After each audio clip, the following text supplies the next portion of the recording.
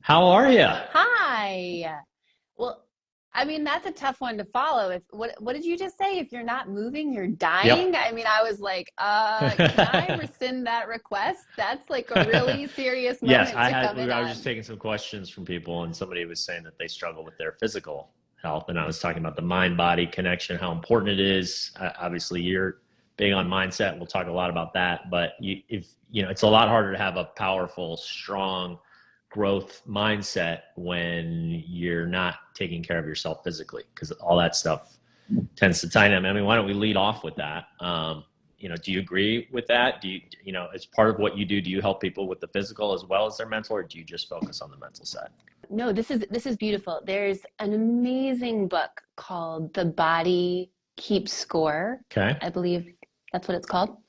And I think for people in our audience today, Will, who have questions about the mind-body connection, who believe in the mind-body connection, but they're just not, you're just not sure. Let me speak to you directly. You're just not sure how it works practically. You've heard about the mind-body connection. It's hard for you to access your feelings or know what you're feeling or where they're stored in your body, all of those kinds of things. The Body Keeps Score is a great, I would say, introduction slash intermediate slash even some advanced I work haven't read it. there. I've read a Read lot this of them. one? I've Have not you read read this this one. one? I Yeah. have heard of it. Yeah, so it's great because I think even though for those people that are here with us today, for all of you that are here with us today, there probably aren't too many folks in the audience who are like mind-body connection, no. And yet at the same time, I think when we talk about that in community, it's so easy for people to be like, Right. yeah, but Right. how does that actually work? So an illustrative example that I have of this that's been part of my own journey is in my mid 20s, I started getting these debilitating back spasms every 12 to 24 months. And it would just seemingly come on, the muscles in my back would tighten up, and it would go for like 2 days of like pulsing pain. It was excruciating. I have two children. Will, I believe you have three It's three boys. children? That's right. Three Yeah. children And for how old you? are yours? What, boy, girl? Nice. My Oh, my nice. boys are 8 and Yeah, 10. I got I think they're a six, little three, older and than yours. 4 months. So you're a little ahead of me. Boom. There you Yeah. go. There you go. You got your hands full. So, so I kept trying to figure out like what is going on with my back and like what is this related to, and am I straining it? Am I not staying hydrated? All the things.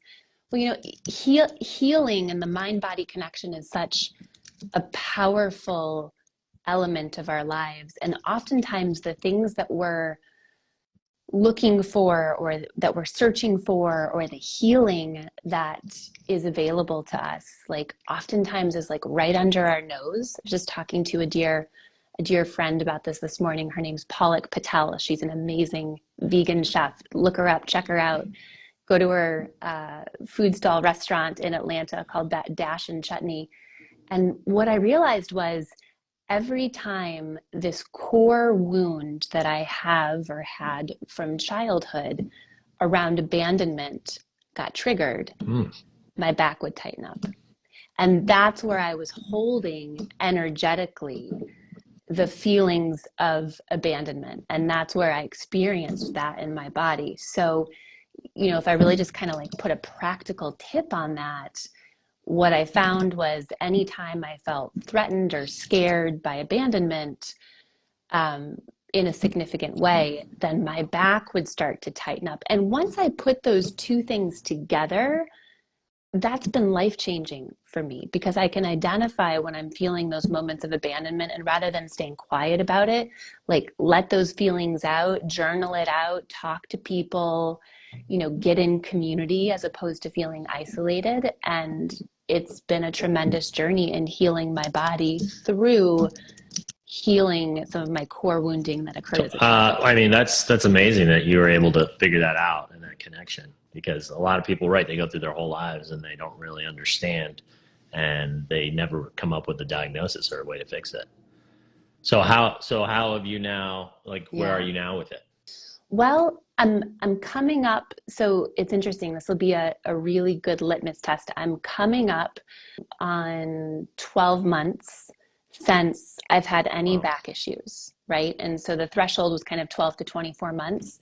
So I'll be really excited and interested to continue to stick with this practice of awareness and of vocalizing my emotions and my experience, as I sort of go into this like hotbed window and see if you know I've been able to understand the connection in a deeper way that then will keep my body from physically needing to emote what I'm not expressing Right. emotionally. Okay. Well, keep us posted. I mean, Right. I know you're like, hey, we no, just this is, met. It's a trust me, deep I yeah, love like me some deep send me a convos. I do postcard. not stay in the shallows. That does nothing for anybody. Well, thank you for sharing that. Yeah. So, I mean, so now Nope. let's get in. I mean, kind of jumped right into that. Thank you for sharing that. Let's take a step back and tell our listeners just a brief overview of, who you are and how you got here, and, what led you to now to decide to, I want to dedicate my life to helping others, and to help them with their leadership and mindset and all these skills that you teach people. And we'll get into kind of where you're headed with it all. Yeah, that's great. Thank you. And I want to call out the diamond queen, I think is the handle. I keep getting these really encouraging messages in all caps, like absolutely true. And I thank you for that. Thank you for that. Those beautiful, encouraging messages. I so appreciate seeing those come through as we speak into the ether. So if we just sort of transition for a moment about who I am. So I am Dr. Taryn Marie Stayskull. Hello, the Diamond Queen now. Not the Diamond Queen yesterday, but we're after it. I love it. She's now. No, She's in the here and now. like right now. Yeah, or I guess not he. I guess queen indicates she. Okay, we won't derail on pronouns. Let's stay focused. Okay. Thank you, the Diamond Queen now.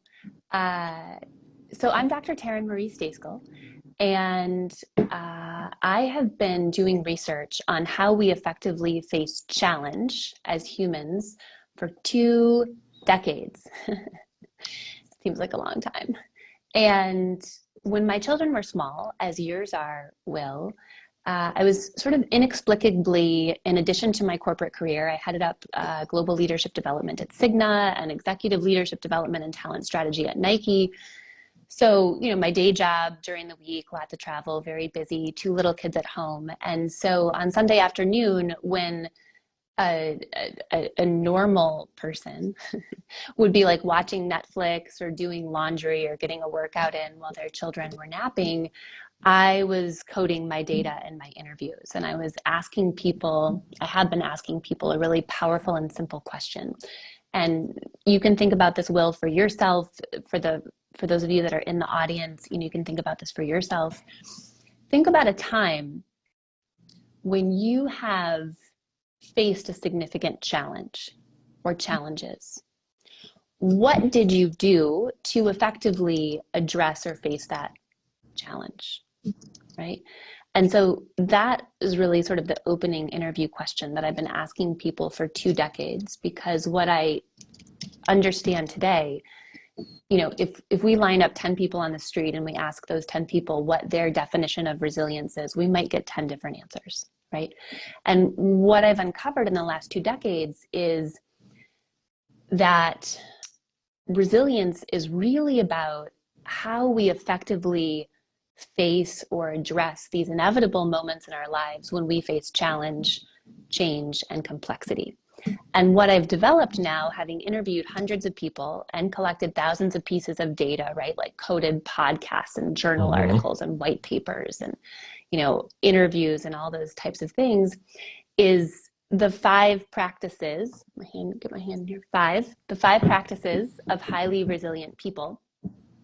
And these are the 5 practices, Will, that any of us can engage in anytime the behaviors, anytime we face challenge, change, or complexity. And what's super exciting about this work is 2 things. One, we get to normalize as humans the experience of challenge, change, and complexity, because there's a belief amongst many of us that we get to dispel now that says, you know what? If I was thoughtful enough, planful enough, strategic enough, saw around corners enough, worked hard enough, worked smart enough, then I shouldn't face challenge, change, and complexity. I should be able to engineer this out of my life, right? And not only do we know that that is categorically untrue, what we also know is that we don't want to.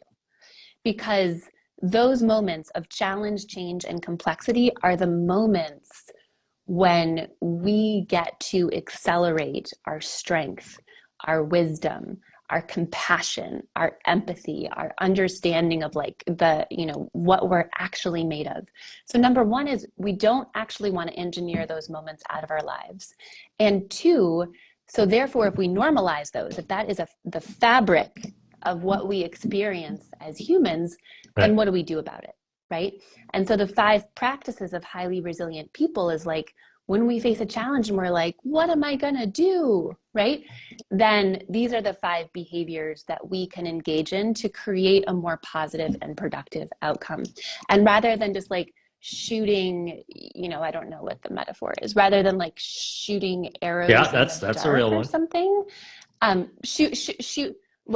Rather than shooting in the dark, we won't take it all the way down the pike to arrows. Rather than just like shooting in the dark, now we know, okay, if I engage in one of these behaviors, 2, 3, all 5, I'm going to create a more positive and productive outcome for myself and for the people around me when I have these experiences. Okay, so I love it. Yeah. I'm going to take a breath. Pause there for a second, and I want to reflect on it. So, resilience. When I talk to so many people on the show that like have all figured something out, and it's always interesting to see how at the end of the day, out of all, it sounds like you and I similar, read tons of books, been to tons of seminars, listened to tons of podcasts. At the end of the day, I feel like life isn't rocket science. But it's just, you got to see through all the stuff that's in the way of these main universal principles and these things that have like proven themselves throughout the test of time to make humans happy. And I mean, at the very top of that list for me is this sort of like being able to deal with failure. And, again, it goes down, I call it a growth owner versus a fixed victim in terms of, your mindset being everything, but sort of like, okay, when bad things happen, because they're going to happen. Like you can't not have them happen. And but how are you handling it? Like, how are you essentially getting through that really tough spot, whether it's something you can do something directly about itself, which then you say, okay, what can I do about it? And sometimes you can't do anything about it. Sometimes bad things happen and it's like, there's really nothing you can do about that. But then it's like, okay, but what else? How are you pivoting over to something else that you can do something about? And what's the lesson that you learned from next time? And there's so many different ways I've seen people talk about it, package it, and look at it. And I love how yours is very simple, right? Five highly effective habits of resilient people, or I'm probably combining highly effective habits of 7 habits. 5 habits of highly resilient people. Was that it? Practices, excuse me. Practices, 5 practices. But and that's it. And it's like anybody that can help people, and different things are going to work for different people. People are going to grab onto certain things, but like, right, if you can kind of get through to individuals and show them like, look, like life's going to suck sometimes, and you don't have to jump up in joy up and down when it does. But what you do want to develop is a way to say, okay, let's take a deep breath. Let's reset. Let's put things in perspective. Like, what am I grateful for? What do I have going for me, like comparatively to everything else, versus just getting sucked into this dwelling and just using all your time and energy on it. And then sort of saying, okay, how can I now, all right, I've learned that. I now know that for next time. How can I move forward? To me, that's like 99% of it. Like, that's it. Because if you have that going, if you have that, everything else just becomes incrementally easier in life. Mm-hmm. Mm-hmm. Yeah, gosh, you said so many great things there, Will. I'm still taking in everything that you said, and the Diamond Queen now is not disappointing. We got like true in all caps. You got it. You can challenge Love it. it. Like, Love it. I'm like, yes, Yes, yes, queen, yes, queen.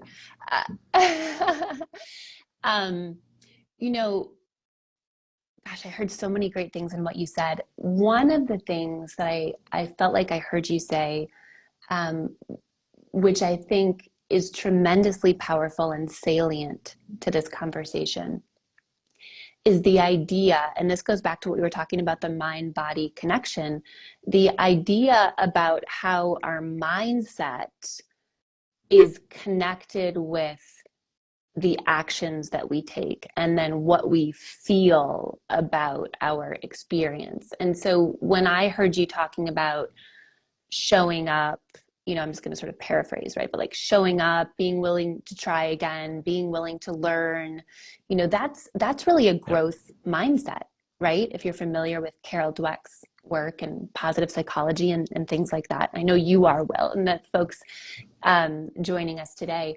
So that's, growth mindset and positive psychology. And I felt like we knew so much about mindsets around resilience. Like we've really got that well researched. And I think the point that you make about this idea of like our mindset, how that goes hand in hand with then the ability to recognize that we are empowered to make a choice about how we respond in these situations is so powerful. Viktor Frankl, survivor of the Holocaust, author of Man's Search for Meaning and other books, talks about this space that exists between stimulus and response, and the space between like the thing that happens, stimulus, and how we decide to respond, response. He talks about that is the last available human freedom, coming from a man who spent years in Nazi concentration camps, that everything else was taken away from him except for the fact that he could choose how he responded to his circumstances. And I think when we get to ourselves as a precursor, as a prerequisite, if you will, to be in a place where we're empowered by knowing that we have a choice. Because how many times do we say or hear people say, at least in the English language, without even really thinking about it, well, I didn't have a choice, so blah, blah, blah, blah, right? Now, we all have choice. We're always in choice. We always have choices. Those choices may not be good, right?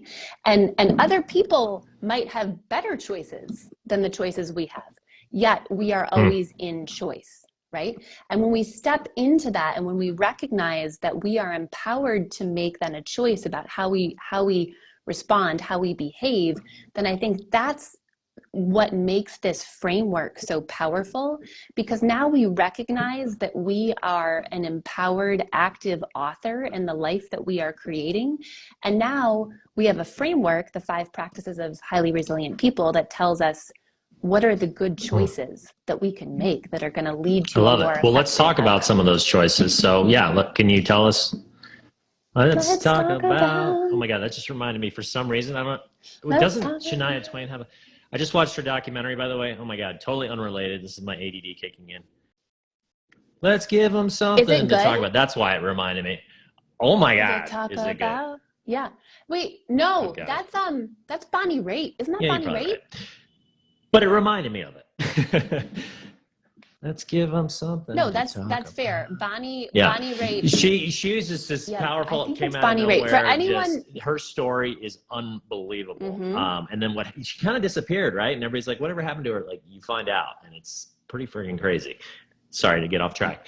But anyways, let's get into some of these. Yes, let's get into Sounds some right of on track to me. These choices. Yeah.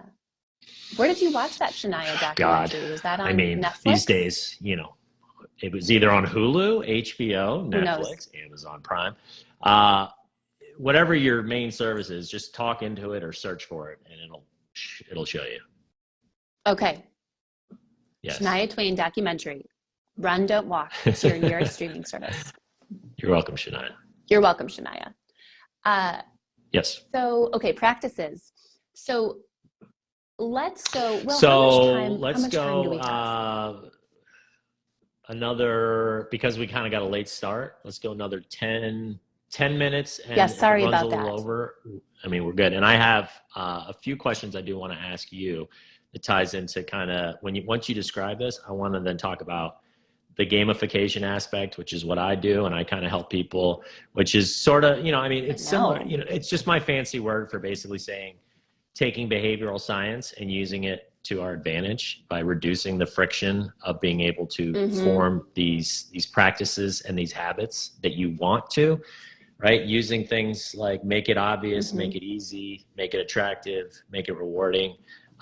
These stuff from like BJ Fogg and James Clear and these types of things that I think is so important, especially in this day and age when you're trying to learn new things, which you're about to tell us some new things. And rather than just somebody go right in their ear and go, yes, that's what I need to do, until they scroll to the next thing they're looking on Instagram, which could be a dancing monkey. And they go, oh, that's awesome. And then it's gone forever. Right. So it's having a system, it's being able to sort of, so if you're watching this, be paying attention to what she's saying, take a little bit of notes, and then after we're going to follow up with how you can maybe try to gamify it and incorporate that into your life.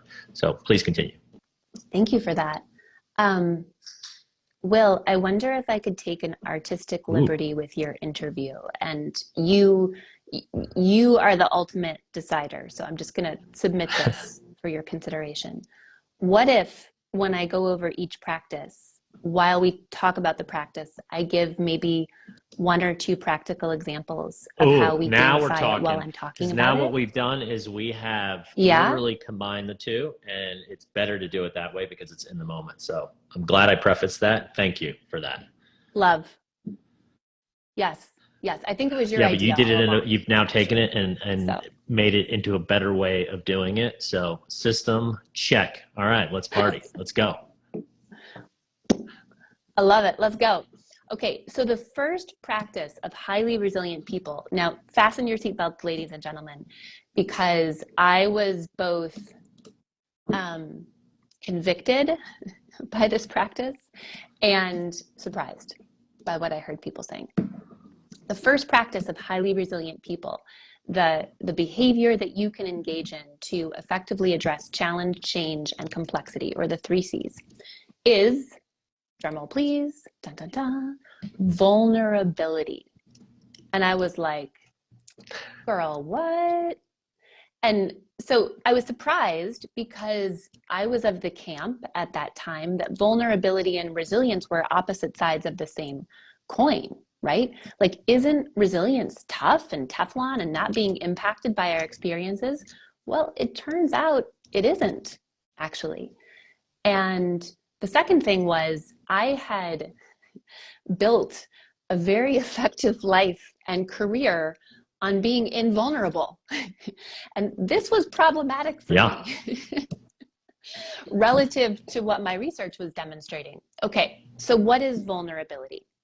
So what I'd like to do with each of the practices in the interest of time is to give you a definition, and then to talk about some examples, and to talk about some practical ways that we might think about implementing these or gamifying them. And just so you don't get worried, Will, vulnerability has a lot of meat on the bone to tee up, but the other practices are not, quite as involved in terms of explanation. For vulnerability, the definition of vulnerability is allowing our inside self, our thoughts, our feelings, our experience to match the outside self that we share with the world. And in psychology, you know, I know you were talking about depression and clinical diagnoses as I was joining. In psychology, we would talk about these two selves, the inside self and the outside self, as being congruent, right? If they're aligned with one another. You or other folks here today might be familiar with that term. So why is vulnerability helpful and meaningful when we're facing the 3 C's? Challenge, change, and complexity. Well, when we allow our inside self, thoughts, feelings, experience, to match the outside self we're sharing with the world, 2 important things happen. One, we're not running 2 human operating systems, meaning we're not feeling some kind of way on the inside and then pretending we don't feel some kind of way on the outside, right? The really extreme examples of this are people who, and this is really sad, right? The really extreme examples of this are people who commit suicide, Right. and people say, I had no idea that anything was wrong. This is someone who is running 2 operating systems that are very far apart from one another, right?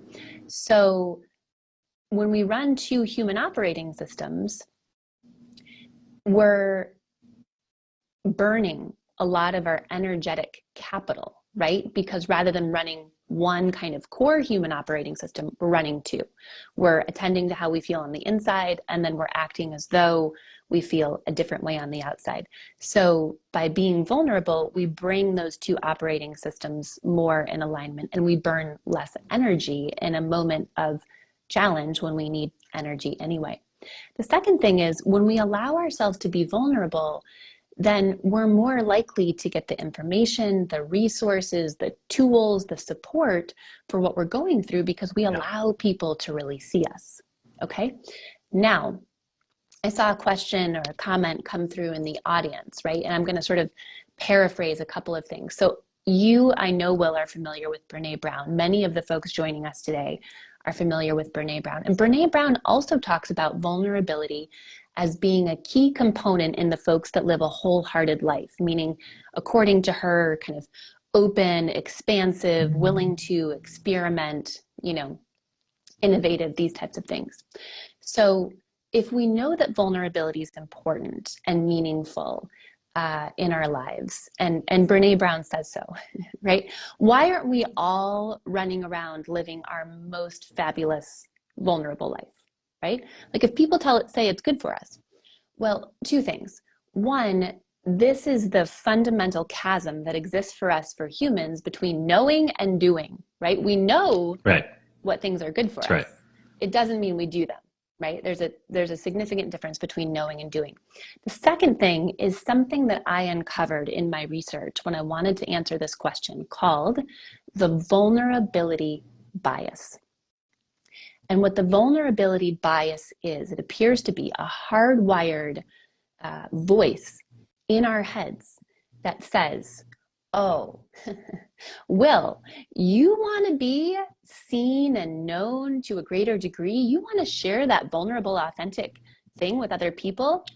That is a terrible idea, right? Because the vulnerability bias is like a hardwired kind of cognitive voice in our heads that says, I'm going to keep you safe. I'm like that overprotective parent who's just like not going to let you out of the house. And the vulnerability bias says, if you are vulnerable, if you allow yourself to be seen and known in a concerted way, the 3 L's will occur. People won't like you, they won't love you, and they very well might leave, right? And it's like, uh-oh, now abandonment's triggered too. Darn it. The Diamond Queen is like, right, that's the Diamond Queen. So the vulnerability bias is a powerful prohibition in our heads that tells us that vulnerability is a very bad idea. Yet the good news is it's an irrational fear. So what we get to do is sort of practice, or in the language of this conversation, we'll gamify, right, vulnerability in a way that we bring it into the forefront of our lives. And why else is vulnerability important? Because it's the fertile ground from which authenticity and empathy grow, right? We can't be empathetic or authentic without first tapping into something vulnerable within ourselves. So, Will, I'm going to give you a moment and no pressure to maybe think about if there's a way that you gamify or would gamify vulnerability. And I'm gonna give one while you think about it. Actually, I'm gonna give a couple. One way to gamify vulnerability is to say the 3 hardest words that we can possibly say in the English language, and make a practice to do that one time a day. And those 3 words are I need help or I would like your help. So we can gamify this by saying, okay, I'm going to ask for help from someone every day. Maybe that's to teach me something. Maybe that's how they did something. Maybe it's they have an experience where they've, been through publishing a book or launching a course or interviewing for a job or creating a resume. And I'm going to ask for help. We don't ask for help because oftentimes we think it's a sign of weakness. We think it's a burden. We think we're bothering people. And yet, if we tap into how we feel in the moments when someone else asks us for help, what that feels like, for many of us, or for most of us, it feels super good. We're like, wait, hold on. Me? I want help. Wow. Okay, because sorry, I want to pause right there real quick. That goes back to the very first self-help book I ever read that started me on my journey. I was suicidal right before I read this book, and it completely changed my life, and it started me on my path, and it was called How to Win Friends. Oh my gosh. Do your listeners know this story? This is amazing. These people may not. Sometimes I get new people, but if you've been watching and following my stuff, I've told this story, so I won't go in because I want to stick with this. It's super important. But How to Win Friends and Influence People by Dale Carnegie. It's like written in like the 20s, and it's been updated with like some of the references. Like instead of talking about, like whatever it was back then that they used for, radios. And now it's like, oh, and your TV, right? So they've tried to update, but all the principles, is kind of like I was saying earlier, they're all the same. And at the end of the day, there's really one main principle that book just hammers home. And if you remember it, and if you use it in your daily life, and you never neglect it or take it for granted, you will always have friends, you will always have allies, you will always have people that are helping you to move forward, and your relationships will be strong. And it's just make people feel special. And what you just said is like goes right to that principle. Like if you ask for somebody for help, all of a sudden they're like, wow, like he must or she must think I'm really smart, or I'm really this or that, and they're gonna want to help you. And that's something that, like you were saying, this thing that's in our brain tries to trick us into thinking that's not going to be the case, that they're going to go, you need help? Like, what is your brain broken? Like, what's wrong with you? Right. But that's not what happens ever. It's the exact opposite. And then you get that help, and you're actually feeding 2 things at once. And then you develop this relationship and feed off the energy of each other. So sorry to interrupt, but I just thought that was a super important point. That's beautiful. And I just want to call out, I recognize someone who joined us. Henry Amar joined us. He's a dear, dear colleague of mine, and such a tremendous influencer and thought leader in this space of human growth and personal development. So he's in his photo, he's got a green jacket on. And hi, Henry. So glad you're here. So let's get... Henry and I are going to be filming his podcast on Friday. So getting back to the conversation, I love that you added that about Dale Carnegie and how to win friends and influence people. Another thing that you can do to gamify vulnerability, I saw some questions kind of come through, like, how do I do this at my job? How do I do this in corporate, right? You can start meetings in a variety of ways that invite people to bring themselves to the meeting holistically, but not in a way that they feel pressured to be vulnerable at a certain level, right? Because we all have different kind of thresholds for vulnerability, and what's super vulnerable for one person might not be as vulnerable for another. So we meet everyone where they are, right? We're not the judge of other people's vulnerability. But you can do this thing, it's not my own, called Rosebud Thorn. And you invite everyone to go around the room and just literally kind of take 30 seconds for each one to say, what's your rose? What's a success that you're having, an excitement, a praise, a gratitude? What's your thorn? What's the thing that's not going the way that you thought it would? A detractor, something that's kind of sticking in your side. And then what's a bud? What's something that's emerging and hopeful and exciting that's happening in your life? And people can, I'm going to use a noun as a verb now. People can pertain this to their lives, right? In terms of, personal and professional. That's a beautiful way if you're looking to deepen connection and to know people more. That's very non-threatening, that you can gamify this practice of vulnerability. I love it. So, right. So gamification can be tricky. You're not wrong, and everything you said was completely right on. To take it to another level, to say, okay, so now you've given us like these great solutions to how to be vulnerable, right? You're basically like, here it is. So to me, here's the disconnect with what ends up happening with most people, like I was kind of alluding to earlier, where they go, yes, yes, yes, yes, yes. Yay, and then right, and then it's like, okay, but it doesn't become practice. And why doesn't it? Because you haven't added it into your daily routine. It's not part of your system. And habits don't care. This is the crazy thing about habits. They could care less if they're good or bad, helping or hurting you. Either way, they're going to compound and they're going to do their thing over time, right? So asking for help is something that most of us have not developed the habit in, and it's hurting us. Whereas if you get in the habit of asking for help, it's like, oh yeah, of course I ask for help. Like, why wouldn't I, right? But it's a front-loaded hump that you have to get over to get to that place.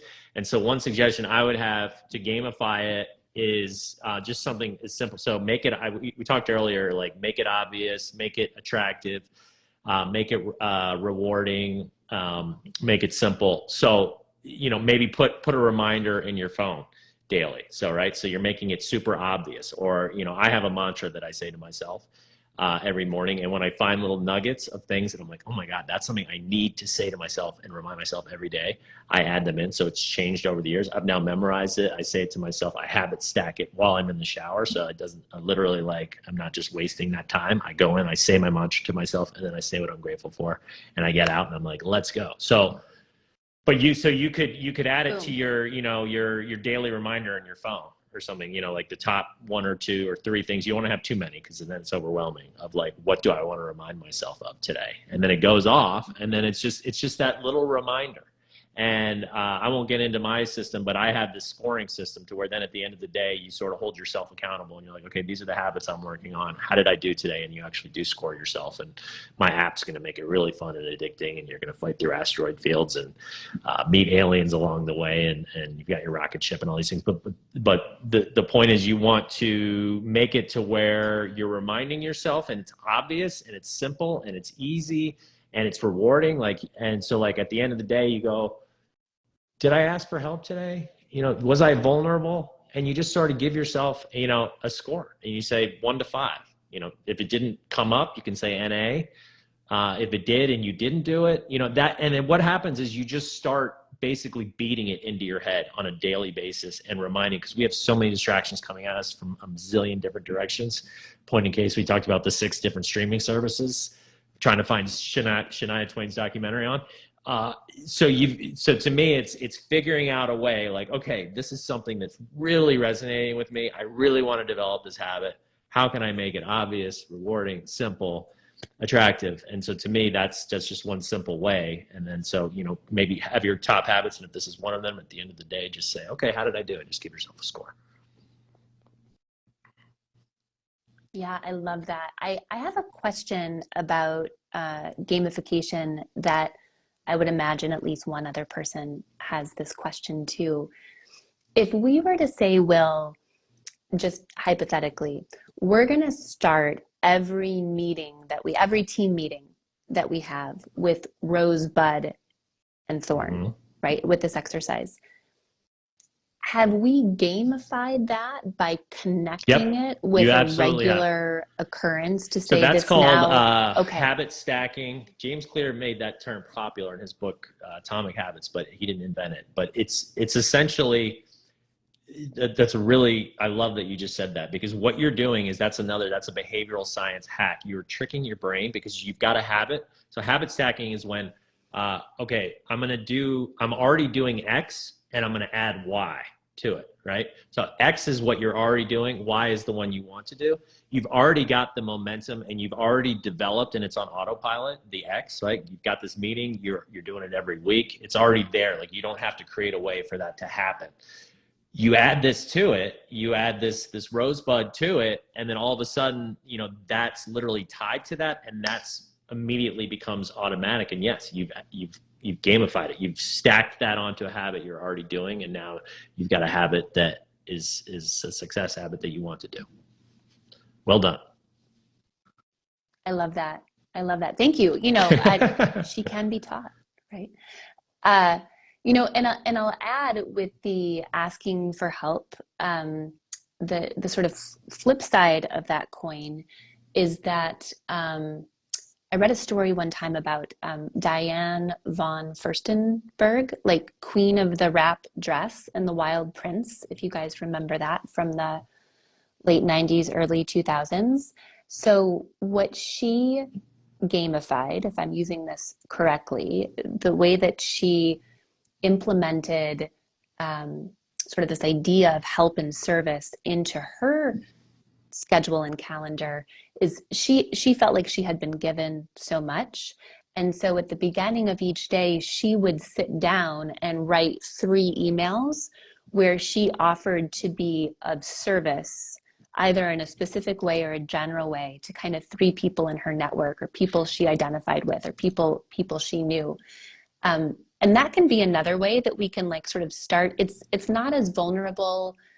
Well, maybe it is vulnerable to who am I to decide if it's vulnerable for you or not? You decide that, right? It can be vulnerable to put ourselves out there and say, how can I help you? How can I be of service? Could I offer you something? So I think she made that part of her daily morning routine to email 3 people and to offer to be of service. Absolutely. That's another perfect example. You've got this down. You're a master. Far from. It's just that I have a great teacher. When the student is ready, well, that's why I love these interviews, and because I always learn something. Like I'm getting into, right. So I'm focusing more on some of these solutions on how to implement these great ideas from these great thought leaders such as yourself. But then at the same time, like, we need the ideas and we need the things. And every time I talk to somebody, they have a different take on it, and it's going to resonate with, even if it resonates with just one person watching, that goes, yes, that's the habit I need to develop. Like, that's me. That's going to change my life. This vulnerability thing. I'm wearing a mask. I'm 2 different people. I've got this like dichotomy going on, and it's killing me inside. And like you're saying, like the worst end result is suicide. And that's exactly where I was. I was that person. I was completely like so ashamed of who I was inside and the thoughts I was having. And I didn't tell anybody. I didn't tell my family, certainly not my friend, or didn't really have too many friends, but the people that I hung out with. And I was afraid to just be me and to let people know like who I really was. And God, what a terrible way to go through life. I mean, what a terrible way to go through life. Yet so many of us do it.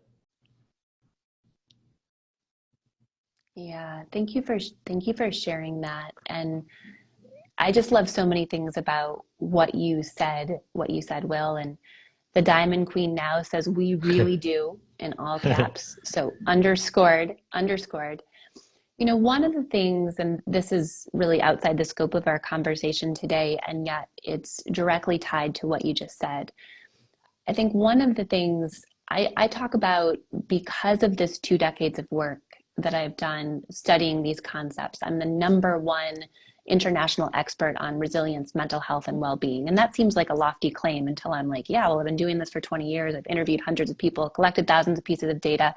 I have the only empirical framework on how we practice resilience behaviorally as humans, right? But less about me and more about you and others. One of the things that is so important around mental health and well-being and resilience is for us to normalize these this experience rather of suicidal ideation. Right. right? Um, and, you know, we all, I mean, I won't speak for all of you, so let me just speak for myself. I've gone through my life. I have been at a point, you know, where I've thought about suicide. Like, would people really miss me if I was gone? Right? There's like, you know, gradations of this thing. And then there's like, you know, standing on a bridge and contemplating jumping, right? And I've been across the continuum at both ends of the spectrum, right? I've been in that like middle school sort of like, would my friends miss me if I were gone? And I've stood on a bridge with my toes curled over the side and thought about, you know, Right. wouldn't it just be easier if I could sink below the surface and all of this would go away? And this is the vulnerability bias at work, right? Because the vulnerability bias is like, that is a terrible idea to tell people that you are thinking that. Please shut your mouth. And yet, if we normalize this idea, I don't know, again, let me not make sweeping generalizations and talk for others. I believe, based on conversations that I've had in my own experience, that a vast majority of us have been somewhere on that continuum of suicidal ideation, from would people miss me all the way to like contemplate, you know, pre-contemplation to like, I've got an exit strategy and I'm thinking about putting it into place. And if we could just normalize that this is part of the human experience, that life is directly tied to death. And in fact, life is more precious when we understand that it's time limited. And what I'll say is, every person that I've ever talked with that has been suicidal didn't want to die. They might have thought they wanted to die because they thought that would be easier, but they didn't want to die. When we are suicidal, we need people to help us figure out how to live. I love that. Yeah, that's so true. And that's such a really good insight into that whole process. And I mean, right, don't get me started on my soapbox with just the system in general being set up kind of stacked against us and broken when it comes to just, you know, these main influences in our life versus your parents. And, you know, that's a crapshoot. Like, do your parents have good values and do they know the stuff that's going to help you become that little growth owner, or were they victims, and are they, you know, going through the stuff that you're talking about, which will then end up spreading onto their kids. And then school, I mean, it's getting better. That's the good news. But still, I mean, this type of stuff, like the normalizing word you use, just exposing kids to it early on. And so that it doesn't get to the point where they have to hide and it's a shameful, and what you said, the 3 L's that you mentioned, you know, and having this just horrific inside experience and feeling like they can't talk about it to anybody, even though deep down they do want to live. They need help, going back to what you were saying, and being able to ask for help is just like, that needs to be part of our curriculum.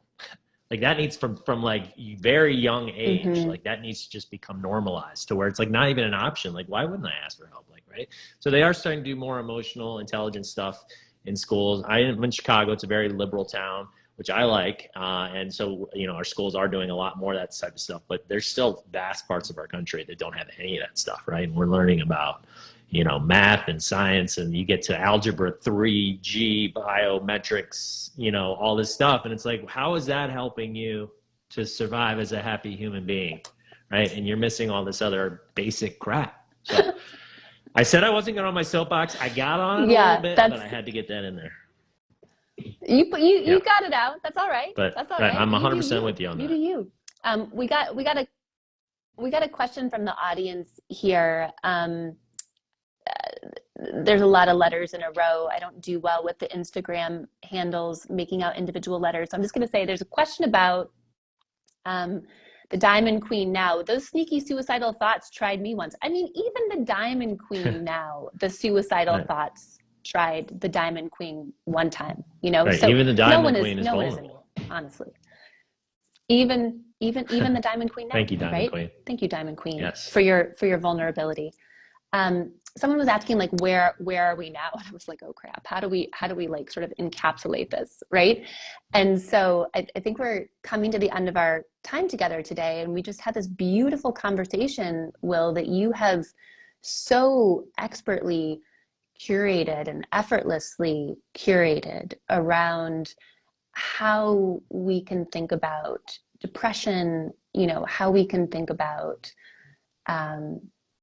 chemical imbalance and sort of the nature or the inheritance of that alongside the nurture and the experiences that we have that might also make us depressed. It doesn't have to be a chemical imbalance, all the way through to the mind-body connection. We've been riffing on the 5 practices of highly resilient people. We've talked about the importance of mindset, of Carol Dweck, of positive psychology, and how we bundle that with the 5 practices of highly resilient people to have both the mindset and the behaviors that engender resilience, mental health, and well-being. And what we talked about when what we were talking about when a couple of you just joined was this idea of the vulnerability bias in the first practice of particularly or highly resilient people, where the vulnerability bias tells us that being vulnerable, it's a cognitive voice in our head that tells us that being vulnerable is very bad. And yet when we are strong enough to face that irrational fear, what it allows us to do is to come clean about some really universal elements of our human experience around everything and anything between asking for help to, being in a place where we're experiencing some level of suicidal ideation. I'm going to just take all that you said, and I'm going to put it in my show notes for the summary, because you just summed up beautifully everything we just talked about, and with a nice little exclamation point on the end. And we also talked about and just how to take all this information that you're getting and try to gamify it a little bit by making it a little simpler to implement into your life. You had a nice example with, if you've got a regular habit stacking, a regular practice you're already doing, add it on. You're talking about having a meeting and adding in the rosebud stuff. And I was talking about, like just having your top habits and recording them on a little notes. Don't get too many, because you're going to get overwhelmed and you're not going to, and then at the end, just kind of giving yourself a score and just holding yourself accountable. So I feel like we could talk for another 10 hours. And so let me just ask you this. We've only talked about, so we talked about the vulnerability aspect. You talk about these five ways, 5 practices of highly resilient people. Is that just the first one? Yeah. There's 4 more? True dat. Okay, so true story. Yeah, go ahead. So I'm gonna do yes, please. Let me do a quick lightning round. Yeah. So we talked about vulnerability as the first practice of highly resilient people. The second practice is the practice of productive perseverance, as though there were not enough P's already in this model. The practice of productive perseverance is the art and the science of knowing when to maintain a goal in the face, a goal or stay in the face of challenge. Maintain a goal in the face of challenge, or when we recognize sort of in the face of diminishing returns that it would be better if we made a pivot, small or large, right? Like, maybe I'm gonna stay with plan A, but do something a little different, or it's like wholesale, like right. Plan B it is, right? So that's productive perseverance. The third practice of highly resilient people is the practice of connection. And this, you'll start to see that these practices also like dovetail so beautifully with each other. Because when we talk about connection, I think what we initially think about is our connections to others. And the first thing that we get to think about actually is our connection to ourselves. What is that still small voice within us? Trusting our gut, knowing our worth and value. And then from that place of cultivating a deep connection with ourselves over the course of our lifetimes, then also the intersectionality of what it means to be deeply connected to others. The fourth practice of highly resilient people is the practice of gratiosity. And it really stands for the combination of gratitude and generosity. Smooshed, I love that word. Together. And smoosh, technical term. To smoosh. And what I heard from people was when they looked on these moments where they faced the 3 C's, the challenge, change, and complexity, after some time, they were able to look on that experience, even if they hadn't chosen the circumstance, with gratitude, right? Like, I didn't want that to happen, and I can see the good in it. that occurred as a result. I can see the silver lining. I can see that this was a well-disguised blessing, right? And then the second part is the osity, the generosity. And what we get to do here is we get to build on that foundational element of vulnerability, and we get to share our resilient stories generously with others, just as you have done, Will. And you solidify your own resilience, your own experience, and what you've come through when you give voice to that story. And you also shine a light for others to know that there's hope, you know, and the potential for something. Love it. For something Oh my more. God. I mean, so And real quick before you, yes. The fifth one, just real quick, possibility.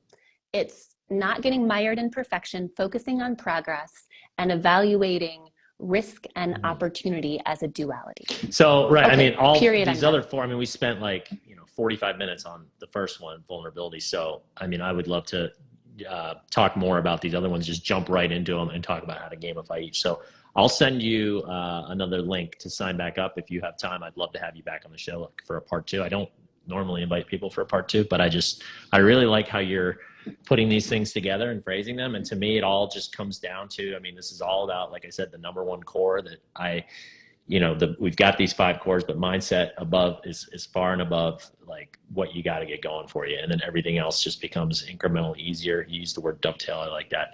I like the word, there's like a ripple effect. You start improving in this area and it starts helping you over here and over here and over here and over here. And then it all just sort of compounds and you start building that momentum with your little rocket ship up there and your 5 cores. This is amazing. I want to talk to you more. I hate that we have to end it, but this is probably one of the longer episodes I've ever had. So that's kudos to you, because I did not want to cut you off or stop talking.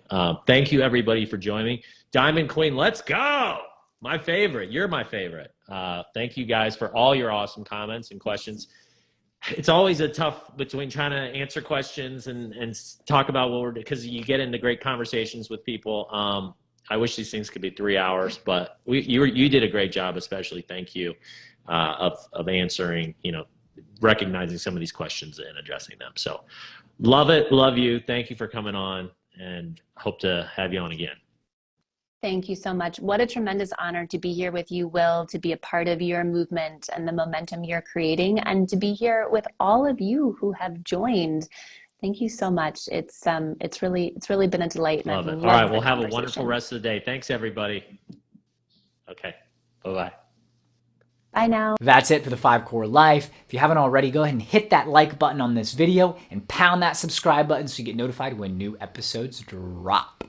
Also, please fill out the free 5 Core Life Evaluator quiz. It's a great way to get a baseline of where you are in the 5 cores and which of the 5 cores you need support. In addition, you'll get some actionable advice that you can apply and start improving your life in the areas that you need it most.